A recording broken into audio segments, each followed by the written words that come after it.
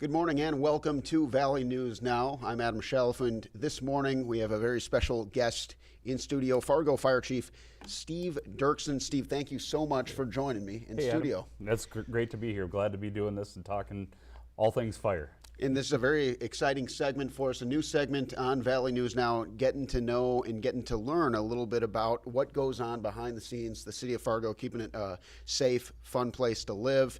And this week, very timely, as we've had some wildfires in the west part of the state, but it's also Fire Prevention Week. So a lot to talk to about that. But let's just start with you.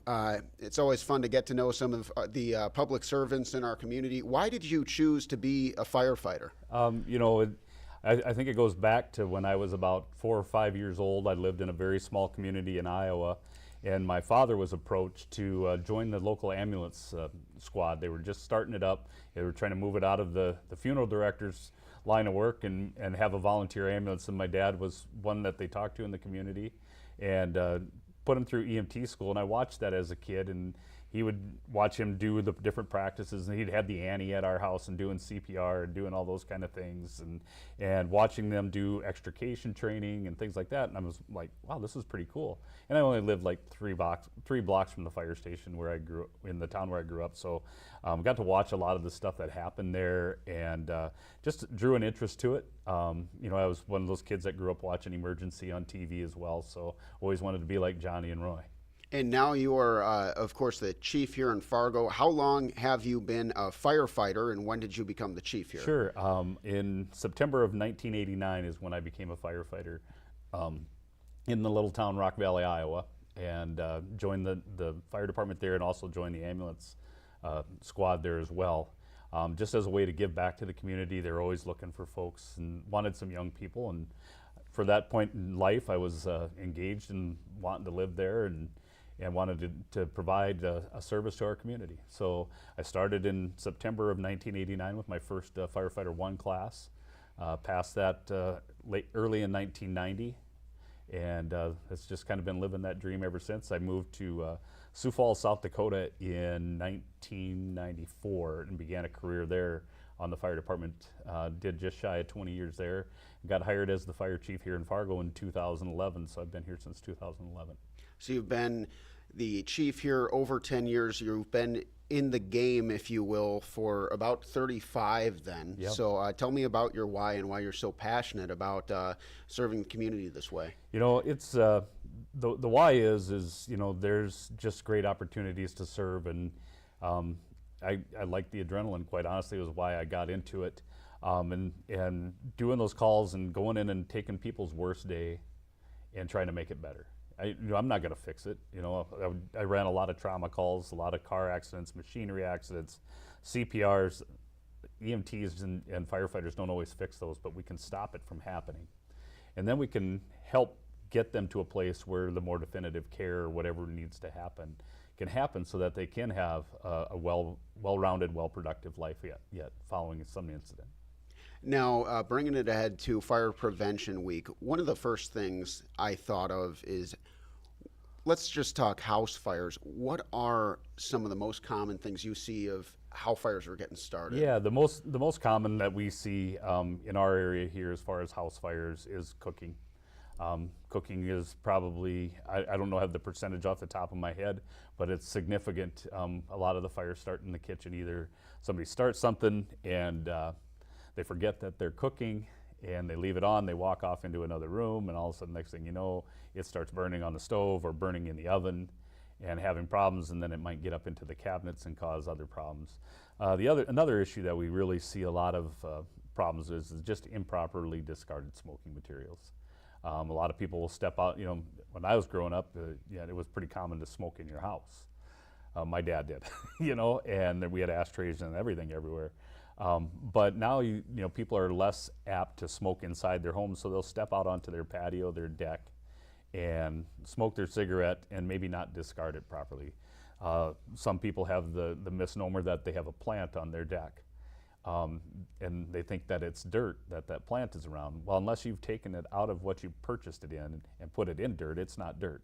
It's usually a peat moss, and that's some type of an organic compound that when dried out, it can burn. Interesting. Yeah, I definitely would And have so, thought of that. yeah, so people do that, or they don't throw them away and they just flick them wherever. Sometimes it bounces off the building, gets in between the deck and the wall, and can sit there and smolder. Get a windy day, start blowing up, and next thing you know, we've got fire running up the siding and into the roof. Now, inside the home, the smoke detector, obviously, kind of your first line of defense, just bringing awareness if you know, it's pretty loud. Yep, You know? absolutely. You know, the best thing that we can do, you know, I think as a fire service is really work with people to not need us to come. That has to be our first line. It wasn't always the case that I thought that way, because I like to go on calls and solve problems for people. But if we can prevent a problem and prevent us having to come in an emergent situation, that's way better for anybody within the community. So smoke detectors are one of those things that alert you of a problem very quickly. You need to have them on every level of your home, outside of all sleeping areas, in every bedroom. And then the key would be to make sure that they're interconnected. We want to, you know, so if one goes off, all of them go off. So it alerts you wherever you are in the house. So maybe you have a fire in your basement where you have your washer and dryer and you're up on the main floor.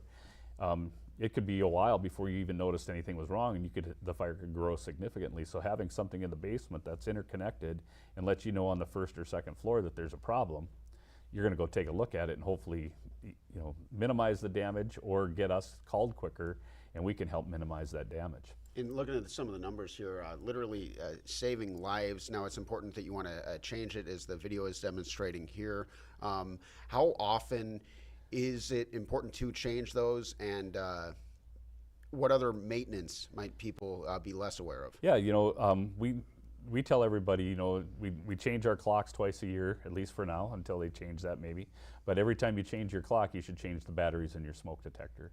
I don't know how many of those smoke detectors are even sold anymore, where you put in a 9-volt battery or whatever. A lot of them, what you purchase today, have a 10-year lithium-ion battery in them, and they'll last for 10 years. And when they start chirping at you, it's time to take them down, go get a new one, put it in, and do that, and then try to make sure they all get interconnected again. But the other thing that folks need to do on a regular basis is ensure that when you're changing that battery, or at least on an annual basis, go up there with the wand off your vacuum cleaner and vacuum it out. Interesting. Because, you know, dust, lint, and particles, you know, are always in the air. And if you ever look at your smoke detectors or whatever, if you don't take care of them and maintain them, you're going to see little film, little dust and lint collected all around there, and that's not going to let them operate effectively. That's very important to know for sure. Now, you guys, as a department, have been doing some very exciting things. I have some video here of Station 8. Now, Yeah. Station 8 and Station 5 have been under work, and both looking beautiful. Let's roll this video here of Station 8. Sure. Yeah, you know, Station 8 is going to be the first station that's been built since 2009 in the city of Fargo. We're looking forward to opening that up here in about 2 weeks, and having things, a new place for our folks to operate out of and work out of, and serving the citizens in South Fargo. In fact, I was just there before I came here, doing a walkthrough with our architects and looking through those final punch list kind of items, that things that need to be fixed and touched up before we actually start having crews operate out of there in about 2 weeks. Now, I did take a tour over there, I want to say it was about 5 months ago, and it was being built fast. It was quite the impressive facility as well. Now, I remember that there were certain parts of the Fargo area that were harder for emergency services to access. And so what demographic, or not necessarily demographic, but what part of town is this going to be able to help? Yeah, this this is going to serve that area south of 52nd Avenue, between the Interstate 29, well, actually 45th Street, and the Red River, all the way down into Davies High School area. Those areas are currently being served by 2 other stations: Station 2, which is on 25th Street, and Station 7, which is on Village Lane, right across the Hornbachers on 40th Avenue. So those, just by the sheer distance, people that live down in those areas, it just takes longer to get there. This is going to provide a more a quicker response from that location on 33rd Street South, and be able to get to those areas in a more timely manner to be able to prevent the effects of an emergency, where today it may take 10 minutes to get a crew there. Hopefully we can get that down to 4 or 5. Now, talking about Station 5, what's the latest on Station 5? Station 5 has been vacated. They've started some of the early demolition of that building. We had a foundation problem where the foundation started tipping out and causing separations between the block walls. And then as we looked at it, made the determination that the best thing would be to remove the foundation, rebuild the living quarters. Part of the station is just fine. There was no problems with it. So we're basically taking the living quarters off. The building was built in, I think, '87, and making it a more modern fire station to have some of the safety features that we've built into Station 8, such as a decon area, a hot, warm, and a cold zone, so that we kind of keep the bad stuff in the garage area, in the apparatus bay. We have a place to get cleaned up. There's hand washing facilities, showers, all those kind of things available for the crews before they come into the living quarters of the station, and not bringing that contamination in, because we know through history and through studies that firefighters are, for certain cancers, are more susceptible to certain cancers than the general population.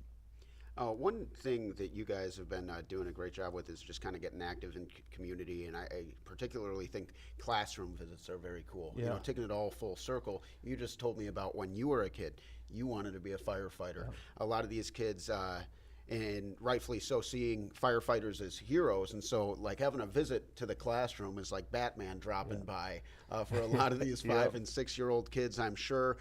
Tell me about how active you and the rest of the department has been in the community. You know, I can't tell you enough about, I can't brag enough about our employees.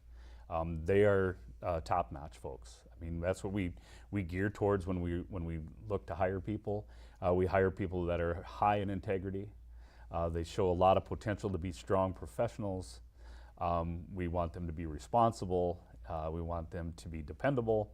And we really look for that person that's empathetic. And having that understanding, you know, all the firefighters, you know, they love when the kids are there, because they do, oh man, there's a firefighter, you know, they're pretty cool, and they do that. But, you know, our folks are just, you know, it's more than just the training that we do with in the classrooms. When we bring the smokehouse out, they're providing that message for these kids to teach them, you know, that, you know, you don't play with matches. We teach you how to call 911. We have a smokehouse that we can put the kids in the spring. We go out to the schools, and they run different scenarios. The smoke detectors go off, and they fake like they're sleeping and whatever, and then they have to get out either through a window or a door, and then they go somewhere and call 911 and tell them what, you know, the information. Where do you live? What's the emergency? What's going on? And bringing that education there. But, you know, our folks, they're more than just fire prevention. They're more than just firefighters. They're a multifaceted, they're the multi-tool of emergency services, because we respond on a variety of different things. One time you might have to be a plumber. One time you might have to understand, you know, how to shut off the electricity. We're not going to rewire your house or replumb your house, but we're going to know how to fix that, stop it, and keep it from damaging anymore. Our folks are just incredible on the hazardous materials front. They're doing all the work. They're learning, you know, what the hazards are in the community. They're figuring out mitigation strategies. If there's a problem there, how do we mitigate the situation? We're not going to come and clean it up, but we're going to stop it from getting worse. They're phenomenal with our rescue and our technical rescue, knowing how to get people out of, you know, industrial machinery. You just don't do that every day, and you have to have that that knowledge of how things are put together and how you can take that apart and not injure somebody any further, all while not having it, you know, energized or however it's being powered, and taking those things. And then they have to understand just how fire behaves. And then on top of that, they're learning all the medical things. You know, when I started, EMTs, we basically put Band-Aids on, maybe splinted a little bit, put them out a backboard and hauled them. You know, now our guys and gals are, you know, they're providing Narcan. They're helping with epi shots. They're, you know, administering, I'm drawing a blank here. I'm thinking about baby aspirin if somebody's having chest pain or a heart attack. They're putting on defibrillators that I didn't have when I started. It was just CPR. Now they're using all this advanced equipment, and it's very technical. And they're learning how to do it and making sure that our community is safe. They're putting themselves in just incredibly dangerous situations day in and day out. You know, and when I started my career, there's never a thought that I would be wearing ballistic gear. Today in the city of Fargo, we have ballistic gear on fire trucks. I never thought that that would happen, that firefighters have to do that. But our folks are putting it on a regular basis just because of the changes that are happening within our community, and they're taking additional risks. They know the risk, and it's dangerous, but they're willing to do that because they're following our department core values. Now, let's talk about wildfires, outdoor safety. It's been a huge topic lately, especially in the western part of the state. But, you know, I was talking with Doug Lear yesterday, kind of looking at the risk map. Yeah. And it's a situation right now where we're waiting for some rain, Yeah. but fire risk is very high.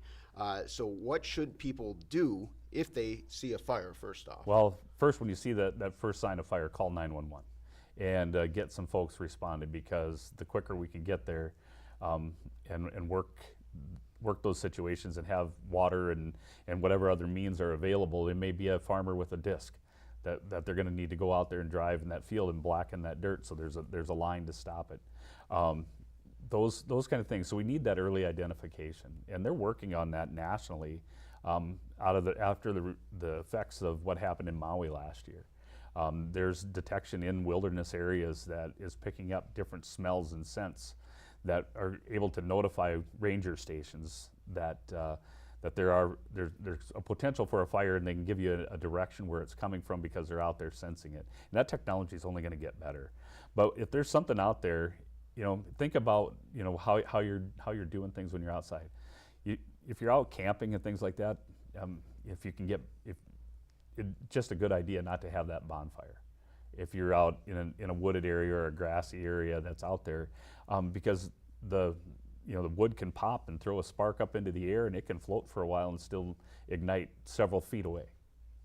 It can move around. So just being cautious of that. I know this is a time of year when a lot of people in the rural communities are burning, getting rid of trash that's accumulated, trees and whatever, burning off sloughs. Some of that happens. Pick a day that is not, 25, 30 mile an hour winds blowing out there. You want a little wind to help move the fire along, to help. That's part of using it, but have a plan. 30 years ago, that's what I did with our volunteer fire department. We would have farmers would have different segments of their property of their land that they weren't farming that needed to be burned off when it was in the CRP program. So we would do that every 3 years, but we would develop a plan on how we were going to burn that, get it approved, and then wait for the right weather conditions to do that, so that we could do it, and do it in a safe manner and a quick manner, so that we were also able to respond. Very good. Well, you just covered just about everything else I had on the little checklist here as far as outdoor fire safety.